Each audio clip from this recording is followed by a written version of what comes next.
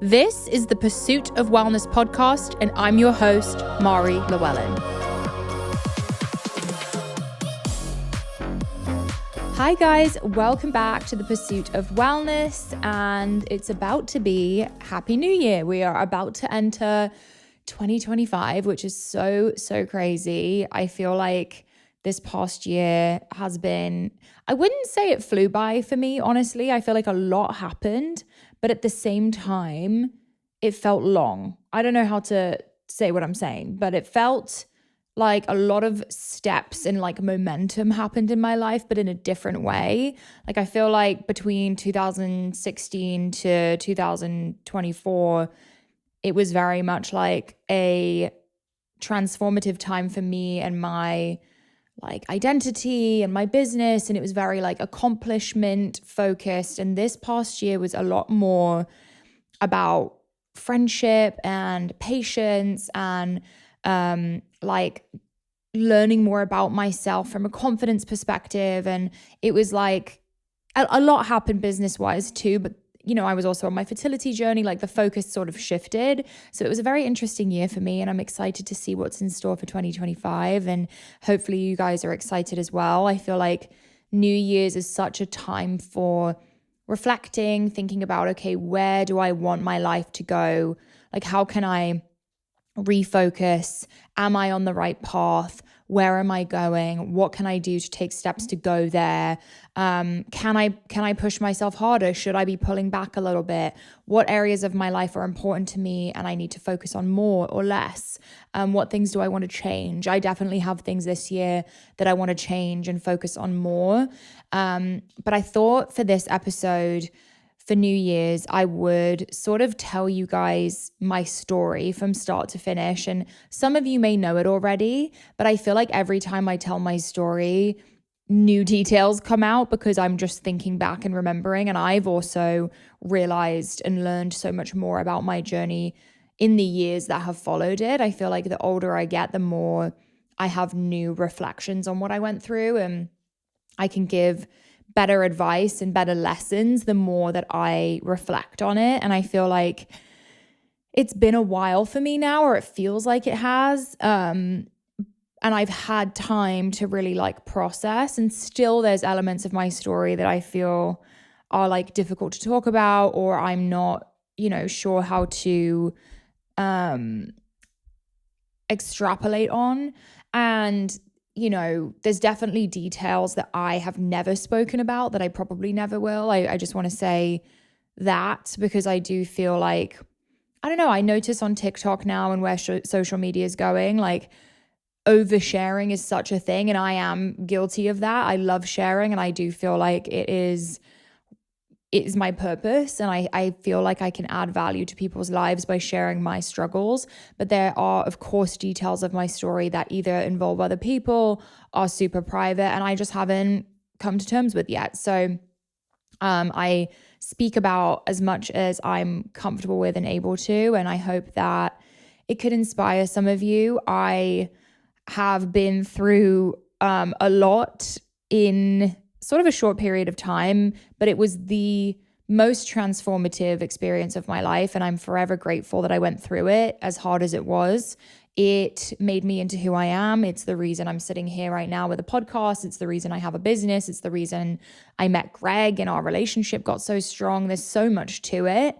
And I think I'm better for it, but there's definitely still some wounds there. So I'm sure many of you can relate and have something that happened to you in your life that really just like changed the direction of where you were going. And I think the biggest thing I want to emphasize before I get into my transformation journey is just taking the pain and really channeling it into fuel and fire and passion. I think some of us, and I'm so guilty of this in the past, but like the victim mentality is so easy and tempting to fall into when we go through something hard.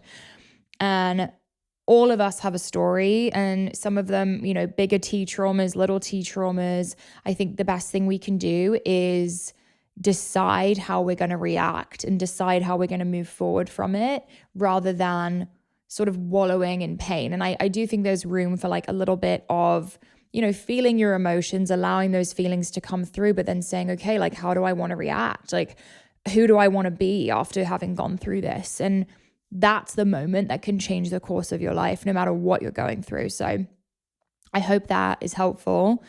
And for anyone who's new to the pursuit of wellness, welcome to the show. Welcome to the community. We are so happy to have you.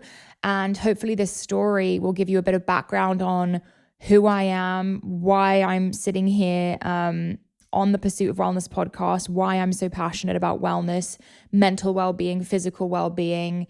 And hopefully this story gives you some background on that. So just to give you guys, let's go all the way back just to give some context. So I was born in London, Chertsey, London, and I lived there for a year, obviously with my mum and dad. They were desperate to have a baby and it took them like 3 years to have me. So they were really, really excited. We moved to Geneva, Switzerland for 3 years. My dad works for the United Nations, the Foreign Office, as it's called in the UK, and there is a United Nations in Geneva. So we lived there for 3 years. I went to a French nursery school. Some of my first memories are in Switzerland. Like I remember the sunflower fields and the cows and definitely like singing French nursery rhymes. Like when I think of nursery rhymes, they're all in French. And my sister was born in Switzerland. We then moved back to the UK and lived in a town called Guildford in Surrey in England. And I went to school there until age 10. And I have a lot of memories in my uniform going to school. It was a very like British school experience. As I said, uniform, ties. I would say when I think back on that time in my life, I was outside all the time. Me and my sister would play imaginary games all the time. We got to travel a lot. Both of my parents are, they speak different languages. They love traveling. They, have family members all over the world. So I had a pretty like international upbringing and just was exposed to a lot of different cultures, which I am so grateful for now. We would travel all the time. And we moved house a lot. That's, I think, a big theme in my childhood. I moved a ton. So like we never were really in a house for very long at all. I think I've lived in like 11 or 12 different houses my whole life. So moving was not a big deal for us. But when I was 10 years old, we found out my dad got offered a job as a British diplomat in America. And I'd never been to the US before. And all I knew about America was from the TV show Friends. I was like, okay, it's going to be just like Friends. I also had the assumption, and I'm just being honest here, that everyone would be obese and everyone ate McDonald's. Like that was the perception that I had of America. So it was a big deal. I remember going to school on my last day in England and everyone had signed a shirt for me and made me this book with all of our memories. And it was kind of crazy. So we moved to New York in 2004. And it was quite a culture shock. The UN actually just chooses the house you live in when you're a diplomat. So we were stationed in Westchester, New York, completely randomly, a town called Scarsdale. And Scarsdale's interesting because it's one of the wealthiest towns in America. And it was not what I was expecting at all.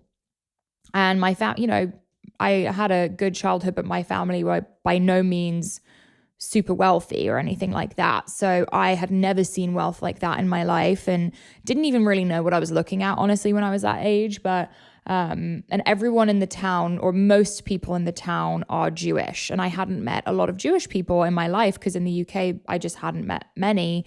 So, bat mitzvahs were popping up and just different things that I had never seen before. So it was quite a culture shock. And I remember 5th grade, my first day, everyone was dressed a certain way. All the kids were friends. And I just felt so different. Like I was saying all the wrong words. Like I was saying, where's the bin? And they're like, what is a bin? And I'm like, oh, I get a trash can. And I was calling an eraser a rubber, which didn't go down very well. And just feeling like very out of my element. And I was pretty shy as a kid, pretty quiet, pretty anxious, I think. Like moving around a lot, certain things in my household, like it was a pretty I guess, tumultuous household and just witnessing certain things. I was just an anxious kid and never really felt like fully safe. So school in America was interesting. Middle school, I mean, by that point I had found a friend who was also foreign. She was from New Zealand, and that really helped me, but I still felt very out of place for a long time, and I think that carried through high school. I even met someone who I went to high school with the other day, or I ran into them, and he was like, you were so quiet in high school, like you were like such a shell. And he was like, you're so like different now. And I was just thinking back, because I don't really think about that time very much, and I was like, oh my gosh, I think I was just really struggling, to be honest. Like I was just carrying a lot of weight with me all the time, and I think I ended up really being inside myself and just not feeling safe to be open up and whatever. So yeah, I was like a pretty quiet kid, didn't have a lot of friends. I like sat behind the vending machine for a few years and didn't really hang out with people. It took me until like junior or senior year of high school to make friends. And I joined something called the A school, which is the alternative school at my high school. And it was a completely different curriculum. The grading system, instead of just being like an A, B, or C, it was like a written up evaluation. And I think I really thrived in that environment. We had these like community meetings, and it allowed me to feel just much more comfortable. And it was a really nice place, honestly. And it's how I made good friends in high school. My junior year, my parents ended up separating, which was honestly a very long time coming, but for some reason took me by surprise. I think, you know, moving to America with this like small family unit, just my parents, me and my sister. I mean, I fully knew that they were not like doing well my whole life. It was very obvious. But when they did split, for some reason I felt like my world was ending, because it was sort of like the thing that made me feel safe in this environment.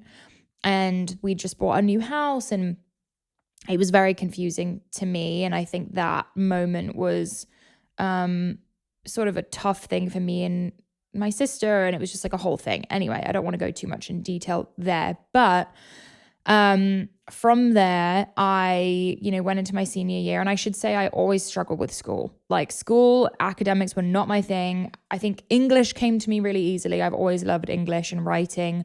Art was very much my thing. I was pretty good at language, like French.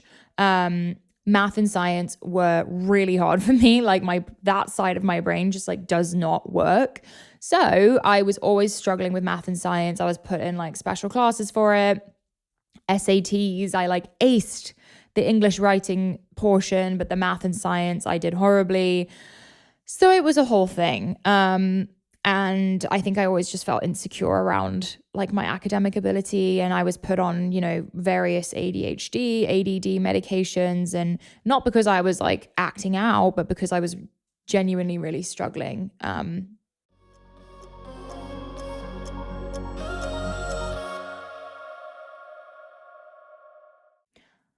The holiday season is here, and we're doing a lot of cooking, and it brings me such peace of mind to know that I'm cooking with my Caraway cookware, with their non-toxic cookware that's free of dangerous chemicals for this holiday season. I've used other cookware in the past that can be so difficult to wash, and Caraway makes it so easy to wash and store all of your pans. We have been making hot cocoa at my house. We've been making croissants and just making like really cozy things this time of year. And my cookware has made it so easy. Plus, it's so adorable. It looks amazing on the stove. Comes in such cute colors. I personally love the sage green. I have had so many comments of people coming in my house and asking what I'm using, and they end up ordering their own Caraway cookware. The Caraway's cookware set comes with a saute pan, fry pan, Dutch oven, and saucepan, plus lids for all of them, a canvas lid holder, and a magnetic pan rack for storage. It is the ultimate kitchen setup that will save you $150 versus buying the items individually. Ditch the chemicals with Caraway. Caraway Home's non-toxic kitchenware features a chemical-free ceramic coating, so food can be prepared with peace of mind that no hard-to-pronounce chemicals will leach into your healthy ingredients. Visit carawayhome.com/pursuit to take advantage of this limited time offer for up to 20% off your next purchase. Again, that's carawayhome.com/pursuit. Caraway, non-toxic cookware made modern. If you've been listening to me for a while, you know I am obsessed with Branch Basics. I have had the founder, Alison, on the show. I am so behind this brand's mission and the products. I only use Branch Basics cleaning products in my house. We only use their hand soap. Not only is the packaging gorgeous, but the cleaning products are safe for kids, babies, pets. I have 2 dogs at home and I feel so safe using Branch Basics. Most conventional cleaning products are filled with harmful chemicals that negatively impact your family's health. From toxic fragrances to harsh disinfectants, these products can irritate skin, disrupt hormones, and even pollute the air inside your home without you realizing it. Plus, pollutants from these harmful cleaning products linger, which lead to respiratory issues, headaches, and even long-term health risks. Branch Basics believes your health should never be compromised by the products used to clean their home.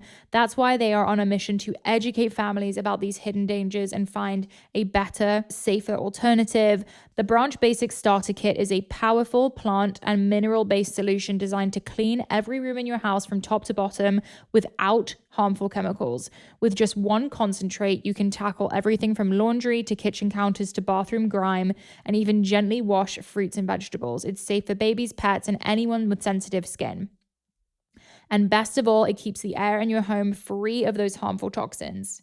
Get yourself and your loved ones the best gift of all, the gift of clean with Branch Basics. For a limited time, our listeners get 20% off and free shipping on their premium starter pack when you use code POW20 at branchbasics.com/POW20.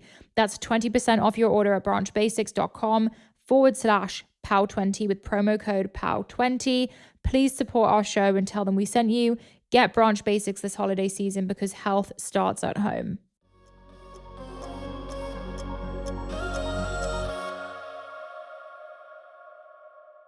So the summer of my senior year, I was like ready to go to school. Like I was ready to go to college. I wanted a new experience. I like wanted to get out of this town.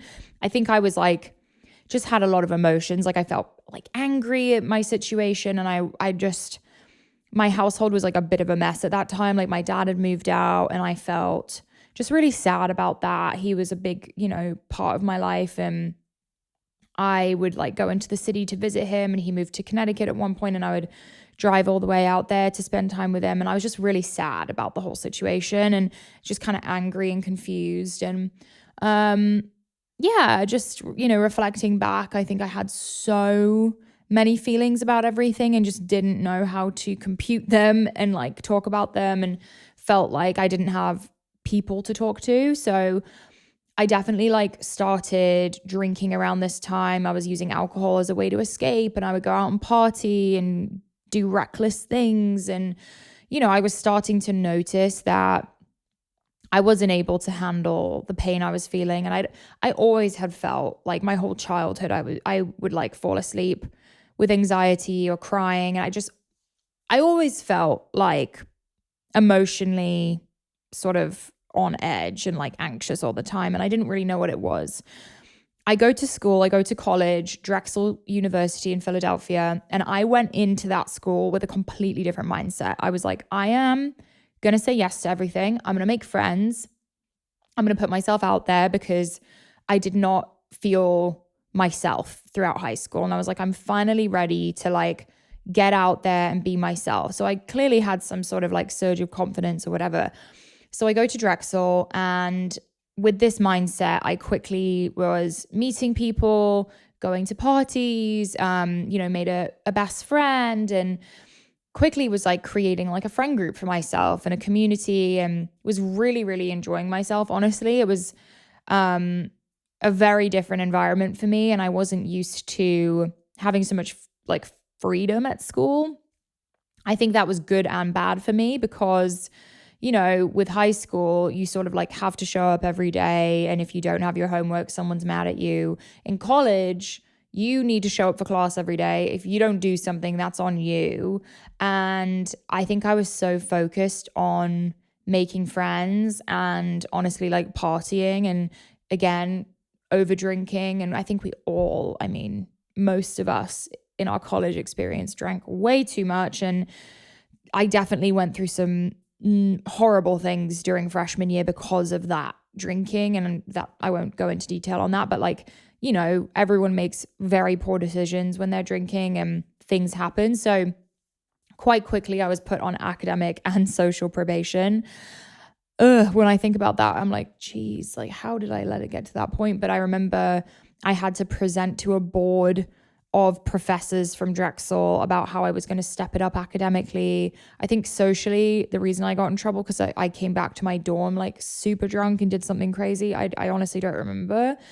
So yeah, off to a interesting start my first semester of college. I did sort of like get a grip at that point, started going to class, like figuring things out, going to the library, still partying for sure. Like that was definitely a priority of mine. And I think, yes, I was having fun and enjoying myself, but at the same time, I was definitely like escaping. I remember I was like, I have been seeing a therapist at that point since I was 14, because when my parents decided to separate, they sent me to her to figure out how to like communicate the news and stuff. But I had started sort of like ignoring her calls and canceling our meetings. So I wasn't doing therapy or anything like that. So college continued. I joined a sorority in my sophomore year, Phi Sigma Sigma, which is really funny to think about. But it was a great thing, I think, for me. You know, going through Rush, meeting girls, having this community, feeling like I was a part of something. And I felt very connected to this particular sorority. I was so excited when bid day came and I got into the sorority I wanted. I ended up moving into the house and having like a group of best friends and really just feeling like, you know, like I belonged somewhere. And it definitely did encourage the partying, unfortunately. Like, you know, when you're, I forget what the term is, when you're new, you're not really supposed to go out and party. But then once that's over, you're going to all these different fraternities. It's a whole thing. And it kind of like added to my, you know, like partying issue. And back then people kind of knew me as like the girl that was always going out, and I always had the itinerary for the night. So people would text me and be like, what's going on tonight? And I'd be like, oh, we're going to this house, and then we're going to this bar, and then we'll end at this frat. And it's so funny to think about now because no one who knows me now would like ever assume that about me. But again, I think going out, it made me feel seen in a way that I'd never been seen before. I felt like people were paying attention to me. I felt it was like a false sense of love, and like it was filling an empty void for me, and the drinking was like numbing out the pain. But the drinking did start to get a little concerning, I'd say, around my sophomore, junior year, because every time I would get drunk, I'd end up crying or yelling or like calling people in my family. Like just certain things were happening, and clearly it was the only time I allowed myself to like feel these feelings, which is very interesting. I feel like I completely like shoved them down, but then when I would drink, they'd all come out. And that was like my first sign, I think, that things were spiraling a little bit. And I met Greg, my now husband, when I was 21. Oh no, when I was 20, actually. I turned 21 when I already knew him. He actually went to Scarsdale High School. So we went to the same high school together, but I didn't know him. And then I got a text from someone from my school saying, hey, you should really meet this guy, Greg Lavecchia. He is at Drexel. And I quickly found out he was in the fraternity house next to my sorority house. And I could literally see through my bedroom window the fraternity's kitchen, and I could see him in there all day cooking. I was like, what is this guy doing? Why is he cooking? None of us were cooking. We were like getting Subway sandwiches and Chick-fil-A or whatever.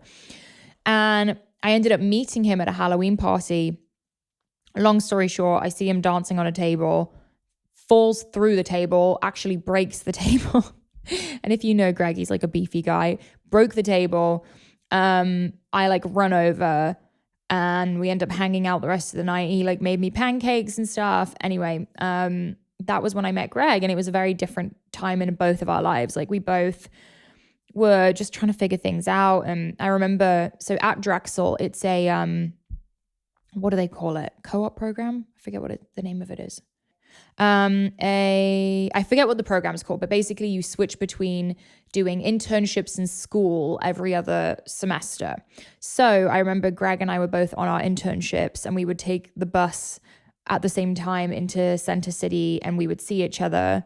And it's just funny to think about now, but I I just remember thinking he was this like crazy funny kid with this crazy laugh, and he had this weird bag he would carry every day. He would call his merce, his man purse, whatever. So we had a lot of fun together for sure, and we were like talking casually and hanging out, but I was definitely starting to struggle more and more at this time. I was still drinking, and I remember it was around this time that I had my first experience with self-harming.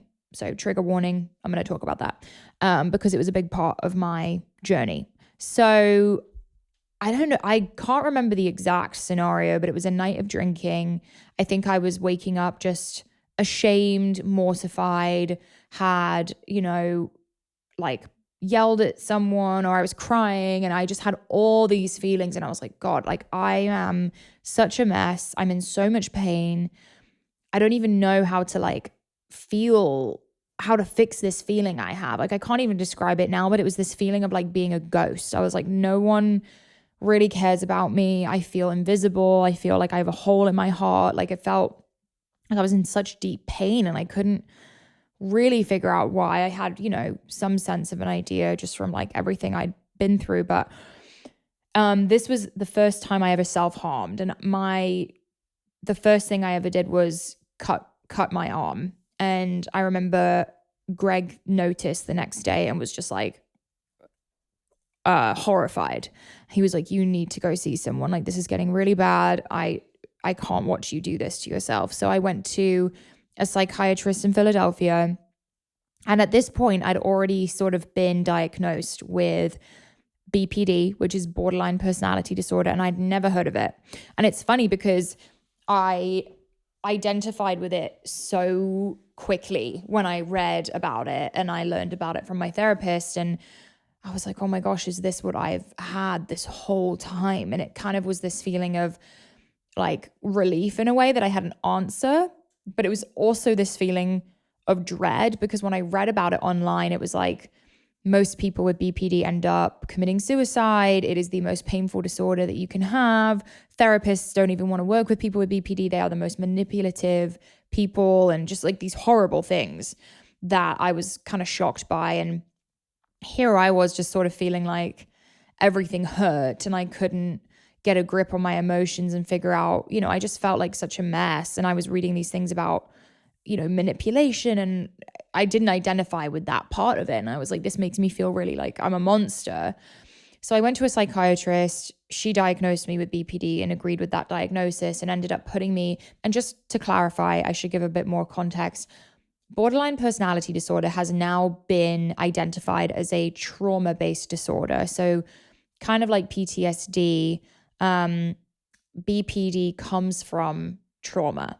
And now that I know that, it helps me understand why I ever ended up with that diagnosis. And I no longer today meet the criteria for BPD. I don't feel like I struggle with it at all, really. I mean, I have things pop up where I'm like, oh, that was like a little bit triggering. But if anything, I sort of think of that as a trauma response. So just wanted to give context on that. And BPD, the definition, the way I liked to put it was, it's like having third-degree burns on your emotions. It feels like everything's painful and unbearable. You have a lack of like core identity. You feel like you need to be around other people. I had a very hard time being alone.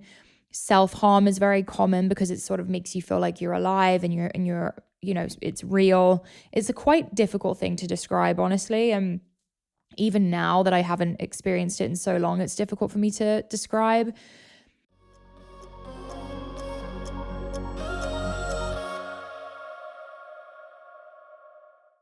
You guys know I am such a fan of red light therapy, whether you're preparing to do IVF or you're working on acne scars. There are so many benefits of red light therapy, and I am obsessed with Bond Charge, the brand that I use for my red light face mask.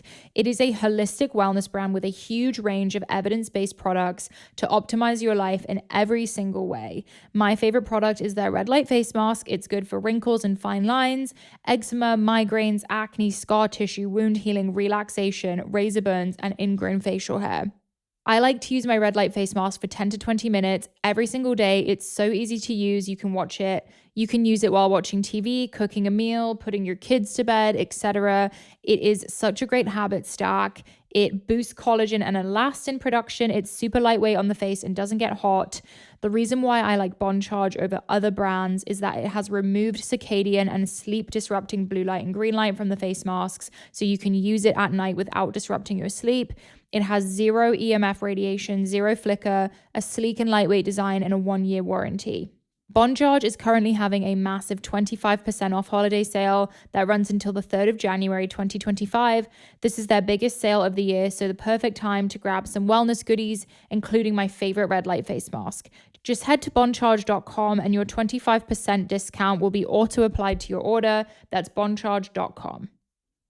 I feel like this time of year we're all traveling a lot, going to different places, and maybe the skincare routine isn't quite what it should be, but I personally love traveling with my Clear Stem. It is one of the only skincare brands I really trust as someone with very sensitive acne-prone skin. Clear Stem is the first skincare line that combines all 3 categories: anti-acne, anti-aging, and clean, meaning free of hormone disruptors and pore clogging fillers. I love the founders, Danielle and Kaylee. They are close friends of mine and 2 people who have had acne themselves. So they really are careful about every single ingredient they put into the products, making sure they are safe and easy to use for acne-prone skin. I personally use the Gentle Cleanser every day. I love the body lotion, the hair care, the lip balm. They also have amazing serums. And I know that I'm never going to break out from my Clear Stem products. They also have an acne lab test, which is helping thousands of people get to the root cause of their acne through comprehensive lab testing and lifestyle-based recommendations. Visit clearstemskincare.com and use code POW at checkout for 20% off your first purchase. Again, that's code POW for 20% off your first purchase on clearstemskincare.com.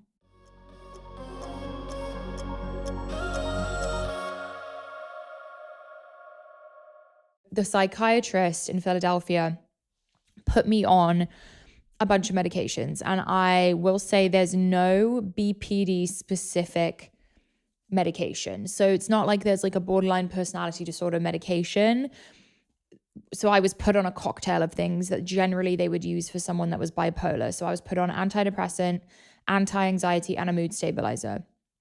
Looking back, I kind of wish I'd been given one thing to test out and see how I felt rather than this like cocktail, because and to be fair, I think the psychiatrist was concerned that I was a safety hazard to myself. I definitely was sort of having like I was self-harming regularly, having suicidal ideation, that like it was bad, drinking. So I went on this medication and I feel like it just sent me into complete dissociation. I had no grip on reality. I felt like I was floating. I continued to drink on the medication. I don't think I understood how severe that would be, but I would like get drunk very quickly, black out very easily. And the self-harming didn't stop. It didn't feel like it really helped me at all. If anything, it just made me feel completely out of my mind, not aware of what was going on. And quickly I got to senior year and I was a semester away from graduating and failing every class, unable to get out of bed. I'd gained a ton of weight at that point, probably like 50 to 60 pounds. I wasn't someone that ever really paid attention to my body. It was just, growing up, I didn't necessarily grow up super healthy. It was a sort of like European household, like cheese, ham, bread, decent like homemade food, but nothing crazy. And I'd always been pretty lean my whole life. So for the first time, I was like, oh, I look different. It took me a while to even realize it, to be honest. I never really looked in the mirror. But at this point, I was eating just like junk food, like awful, awful food. I was basically really sick. Like I felt really ill all the time, completely out of it, like making crazy decisions, like almost out of my own body. And looking back, just couldn't recognize myself, couldn't recognize some of the decisions I was making. And it was around this, Greg and I had actually broken up around this time for probably almost a year, 6 months to a year. So I felt so alone, and my apartment was just a disaster. Like I couldn't take care of myself. I couldn't do anything. It was bad. The only thing I had with me that whole time was Lulu. And if you've been following me for a while, you know Lulu is 9 years old. She's been with me like through everything, and she was with me through that. And I look back on that time and I feel like I was not the best dog mom I could have been, and it kills me thinking about it because she was so patient with me. And honestly, it's a huge reason I spoil her so much now, because I think about that time a lot and I'm like, I was such a mess. But yeah, just rock bottom. Rock bottom. And again, like there's things that I can't say on here, but the worst time in my life for sure. And I'm shocked that I made it out alive, frankly. Like I did not care if I was dead or alive, put myself in really dangerous situations. And just at a certain point, I remember I had a meeting with a guidance counselor who was like, hey, you're failing every class.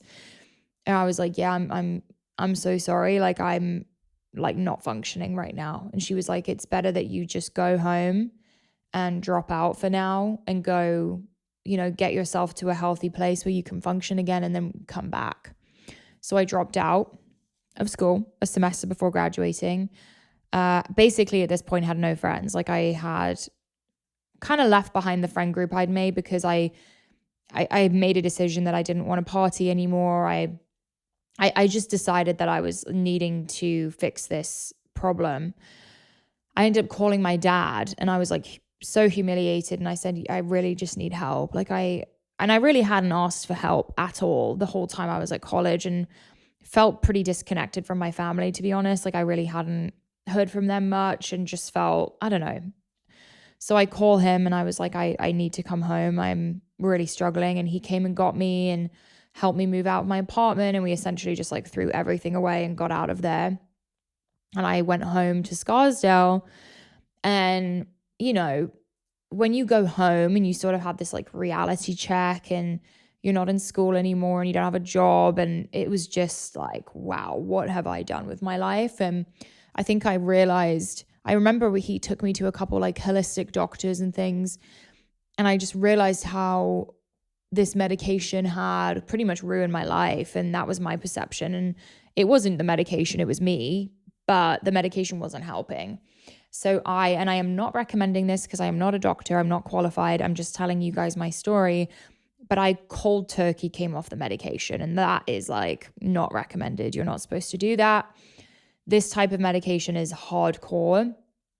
So my withdrawal coming off of that was pretty insane. It made me, again, like act very spontaneous and do crazy things. Like I think I've shared this before, but my whole life I'd never ever shoplifted, would never dream of it.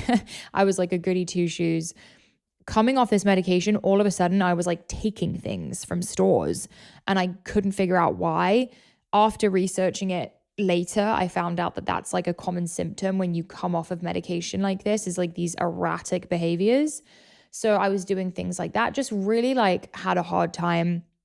But at the same time, for the first time in years, I was really reflecting on where I was at in my life and processing a lot of pain. And I was going to therapy and starting to move in the right direction. And it took a few months, but I sort of had this like come to Jesus moment, or whatever you want to call it, like an epiphany. And I was like, wow, I have ruined my life basically. And I'm in this insane situation. I feel like my life is such a mess, and I can't believe I let it get to this point.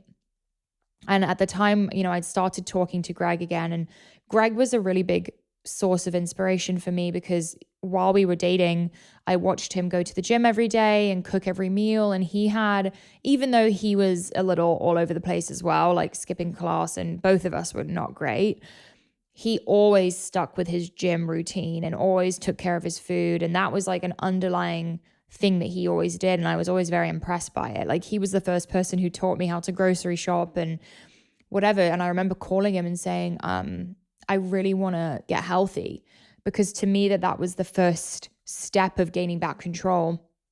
And he was still at Drexel in Philly and I was home. I was like, I really want to get healthy. And I don't know if he even really like believed that I would do it. But I remember the first day that I decided I wanted to be healthy, instead of driving to the coffee store and getting muffins and a giant iced coffee with milk and sugar, I was like, I'm going to cook my food. And I made eggs and oatmeal with blueberries, and I copied Greg's meal exactly. I did like 6 eggs, which is crazy. And I made like a bodybuilder meal, but I was so proud of it. And looking back, I could like cry thinking about it, because I like sent Greg a photo and I was like, oh my God, look, like I'm being healthy. And that was like the first step in me changing my life. And I would watch all these fitness influencers on YouTube, like Buff Bunny and Taylor Chamberlain, and who else would I watch? Grace Beverly. And it took me a while to get in the gym. I really just started with like walking and like doing little jogs here and there and taking Lulu on these hikes and stuff to get myself out. And the food was definitely a big thing. I feel like the food alone just put me in a better headspace to be able to take on the challenges that I wanted to take on. And then I was watching these girls on YouTube that were bikini competitors or bodybuilders, and I was just super inspired. I felt like I loved the way the muscle looked. I wanted to be strong.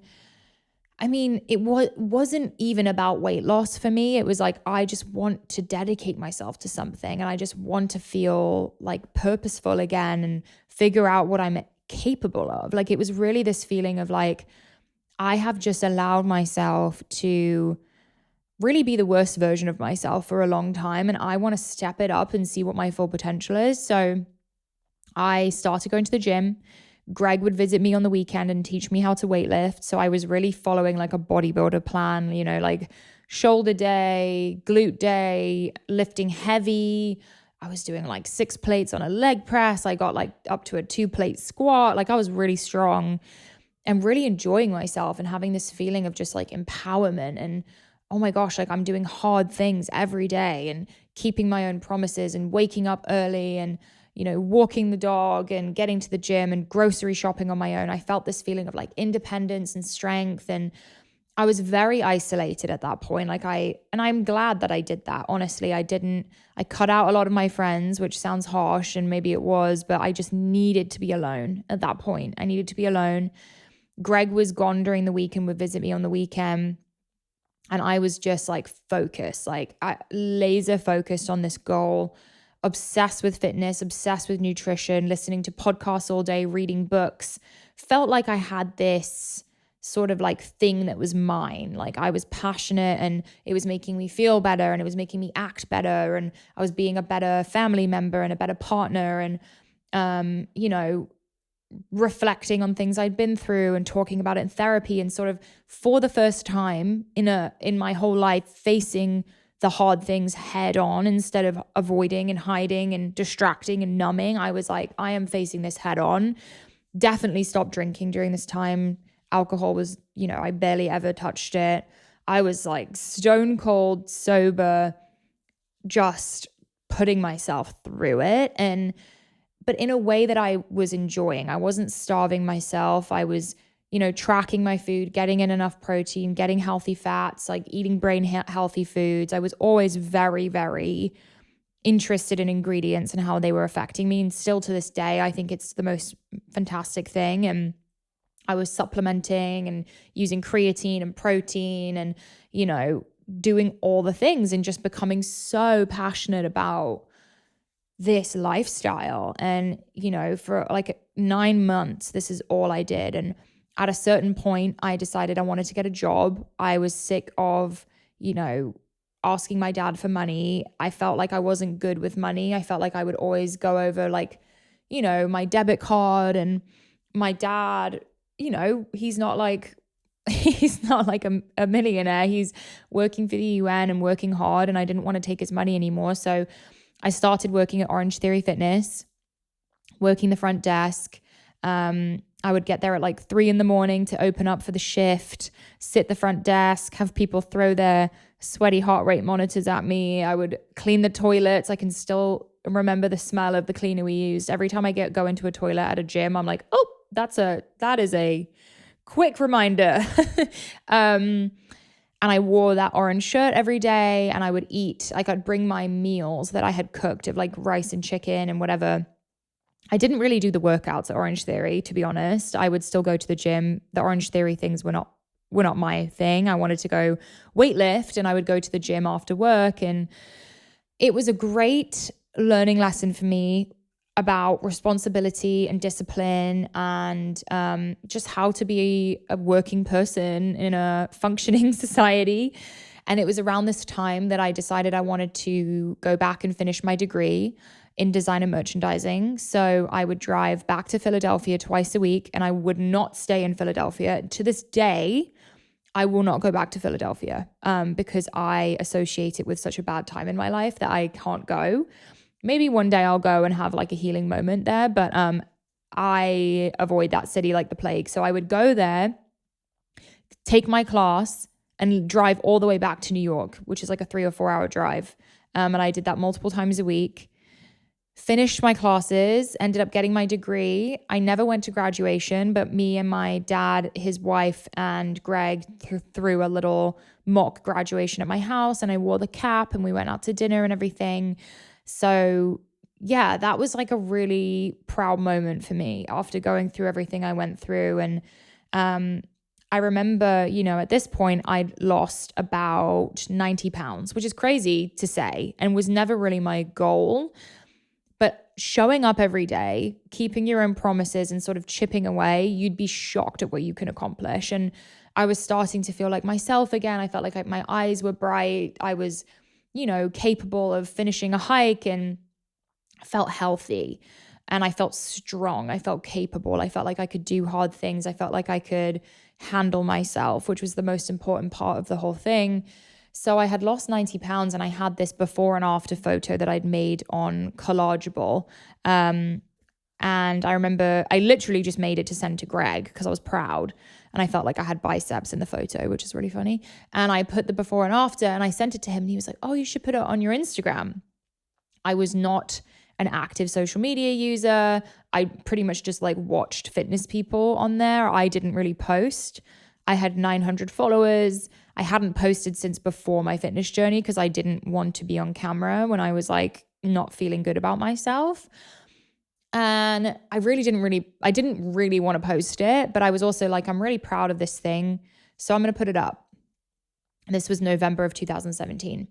Put up the post, and it got a lot of attention. And I don't quite know why, but I think it just resonated with people. And it was people I knew, people I didn't know. It was getting reposted on big like fitness weight loss pages, just kind of getting shared everywhere. And I remember looking at my phone and being like, what is going on? Like my notifications were exploding. I had all these DMs. And for some reason, people were resonating with me and my story. And I was still working at Orange Theory. And at this point I was like, okay, maybe I'll like start sharing a little bit. And I, in the way that the girls that I followed did. And I was sharing recipes and meals and workouts. And here's how I drink a gallon of water a day. And here's how many steps I try to get. And here's the workouts I'm doing. And I was getting more and more DMs, and the community was growing. I think I hit 20,000 followers when I worked at Orange Theory. And I remember the other staff members being like, are you going to like do this full time? Like, how did you grow your following? And I was like, I'm just posting. And it was such a funny moment. And it was at that point that I noticed the community was asking me for guides. They were like, can you put out some workout guides or recipe guides so we can follow it at the gym ourselves? And I was like, yeah, I mean, easy. I can just go. I went to Barnes & Noble, the bookstore, sat on my computer, wrote up every workout I did during the week, made like variations of it, all the plans that I followed, week to week, made it a PDF. And I was like, hey guys, I'm selling my workout plan for $5 if you want it. And people would PayPal me $5 and I would email them this guide. It ended up picking up so much steam that I was on my phone all day emailing people this guide. And Greg ended up joining me and helping me in this. And he helped me write the plan and everything because he was training me. But he ended up being on his phone doing it too because it was taking too much of our time for one person. So eventually we were like, okay, I think we need a website. So we made marieeasyfitness.com, put it on there. And this guide was exploding. And I was like, okay, I need to do another part two. As I was learning more about exercise and evolving, I made a part two. I made nutrition guides. I had an Instagram page with videos of every single exercise. We filmed every exercise. I mean, hundreds of exercises, put them up on this Instagram page.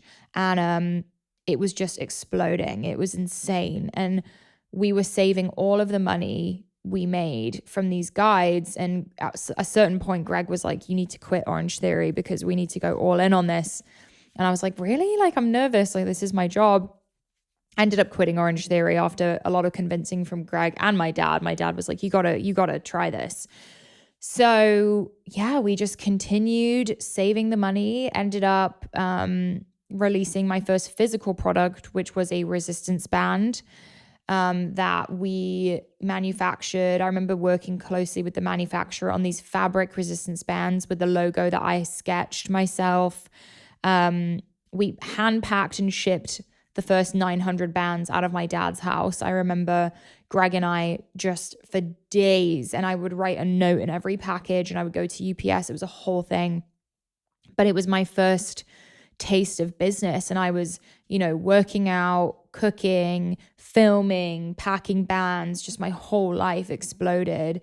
And it was still so small scale, but we were still saving all the money from the bands and the guides, and things were really picking up. My following, I think I hit like 600,000 at a certain point during this time. We ended up starting to sample for supplements in 2018. And the reason being, I was very passionate about, nutrition and ingredients. And I would go to the GNC and feel like I couldn't find anything that I liked. And I wanted to create a pre-workout in particular that tasted really good, had good ingredients, didn't make me feel too jittery. And Greg was like, let's do it ourselves. I was like, you're crazy. Like, I don't think that's going to work. That sounds insane. Found a manufacturer in New York locally that we could go visit, sit with the food scientist. It was third-party tested. All the ingredients were tested and sourced very well, and we could meet everyone. And we basically took all the money we'd made from the guides and bands and poured it into sampling for Bloom. And Greg and I worked on it for a year straight, launched January of 2019 with a website with photos that I took myself. We designed all the labels ourselves. Like, I worked with this graphic designer we found. I think he went to Drexel with us actually. And we just did it together. I designed this pattern I wanted. I took photos of the fruits that would be the cover of the label. It was really, really scrappy, but I was documenting the whole thing and keeping the community involved the whole time. And the first batch of pre-workouts sold out, and everyone was just really excited. And we were asking for feedback and what flavors do you like? What more can we do? And it was just this beautiful moment of, I think we have something here. And I don't want to go too far into the business story because that's for a different episode. But again, the hardest moment of my life, or the hardest time of my life, set me up for the best times of my life. And truly, ever since that year, I have never looked back. And it helped me find out who I am as a person. And I always knew that I had something in me that was special. Not to sound like I'm special, I'm better than everyone. That's not what I mean.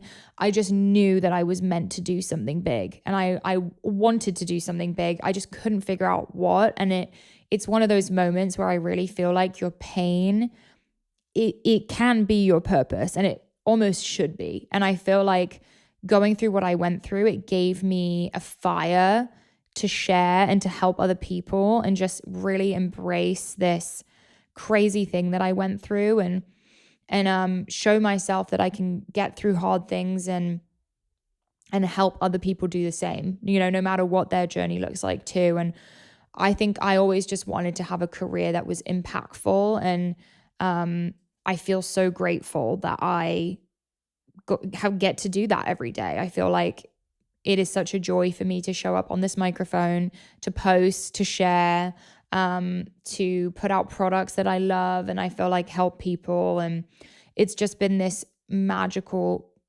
journey for me. And I hope, for anyone listening around New Year's wanting, maybe you're in the spot that I was in 2017, maybe you're a little further along, wherever you're at on your journey, I hope you turn your pain into fuel. I hope you find purpose in your pain.